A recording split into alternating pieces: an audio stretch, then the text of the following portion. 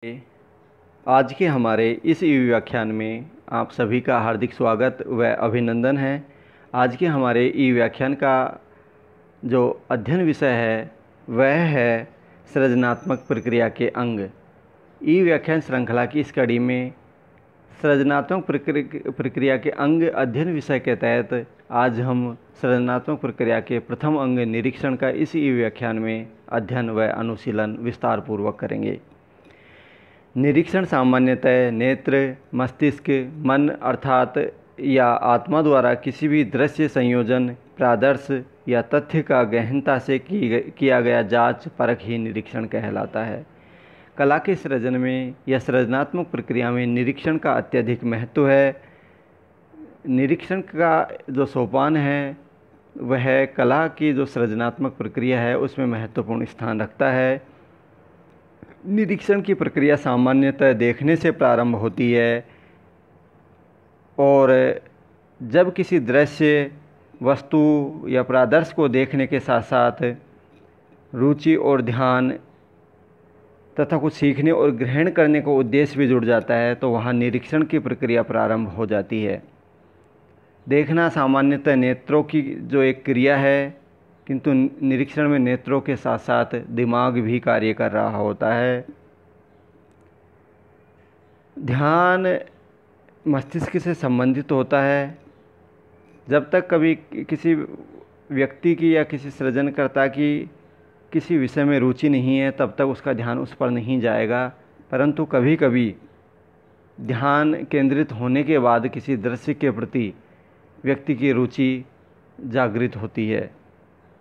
निरीक्षण में रुचि और ध्यान के साथ साथ विवेचन भी चलता रहता है और यह विवेचन की प्रक्रिया निरीक्षण का मूल्यांकन करती है। निरीक्षण की जो वस्तु है, प्रादर्श है, दृश्य है, उसके मूल्यांकन की प्रक्रिया है। निरीक्षण को हम एक उदाहरण से सहज ही समझ सकते हैं।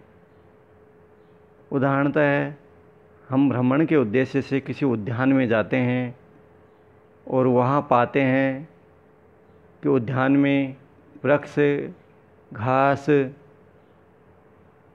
पुष्प और लताएं हैं। यह सब सामान्यतः देखना कहलाता है, किंतु जब हम पाते हैं कि उद्यान के वृक्ष अलग अलग प्रजाति के हैं, इन वृक्षों का आकार अलग अलग है, कोई वृक्ष छोटा है, कोई बड़ा है, कोई विशालकाय आकार का है। इन वृक्षों का जो तना है किसी का मुड़ा हुआ है, किसी का सीधा है।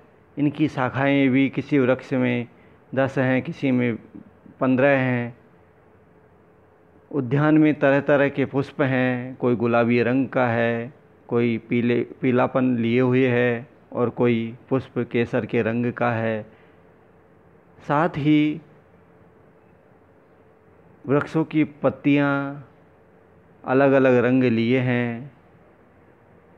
जैसे पतझड़ में यदि हम जाएंगे तो वृक्ष की पत्तियां पीलापन लिए हुई होंगी, उसी तरह से अलग अलग ऋतुओं में अलग अलग रंग की पत्तियां आपको द्रष्टव्य होती हैं। साथ ही जब हम देखते हैं कि कोई कली कम खिली और कोई कली अर्ध विकसित और कोई कली अधिक विकसित है, उद्यान के वृक्षों पर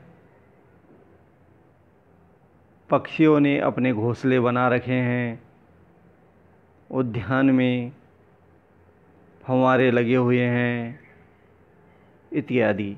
यह सब देखने के साथ साथ निरीक्षण की प्रक्रिया और विवेचन की प्रक्रिया प्रारंभ हो जाती है। यह स्वयं कलाकार भी इस प्रक्रिया का भान नहीं कर पाता कि कब सामान्य देखने के साथ साथ निरीक्षण भी प्रारंभ हो गया। निरीक्षण से एक कलाकार, एक सृजनकर्ता बहुत अधिक ज्ञान प्राप्त करता है और उस प्राप्त ज्ञान की, निरीक्षण से जो प्राप्त ज्ञान है उस ज्ञान का समावेश वह अपनी कलाकृति और में करने का प्रयास करता है। एक कलाकार की निरीक्षण शक्ति जितनी अधिक तीव्र होगी, जितनी अधिक सजग होगी, वह कलाकार एक दृश्य की विशेषताओं का, एक विषय की विशेषताओं का, उसके गुण और दोषों का उतने भली भांति आकलन कर पाएगा और उस आकलन के पश्चात उन गुणों का, उन विशेषताओं का समावेश अपनी कलाकृति में सहजता के साथ कर पाएगा। निरीक्षण की जो प्रक्रिया है वह कलाकृति को प्रभावी बनाने में सहायक सिद्ध होती है। हर एक व्यक्ति की निरीक्षण शक्ति भी पृथक पृथक होती है। इस निरीक्षण शक्ति की पृथक पृथक महत्व के कारण या अस्तित्व के कारण ही हर एक कलाकार एक ही विषय में भिन्नता लिए हुए सृजन होता है और यह सृजन का सौंदर्य है जो व्यक्तिगत विभिन्नताओं से प्रभावित होकर हमें एक ही विषय में विविधता पूर्ण सृजन को सामने लाने में सफल सिद्ध होता है।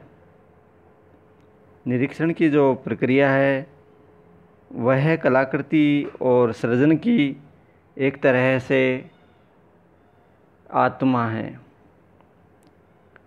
निरीक्षण शक्ति यदि कलाकार की प्रभावी नहीं होगी तो स्वतः ही कलाकृति निर्जीव बन जाएगी।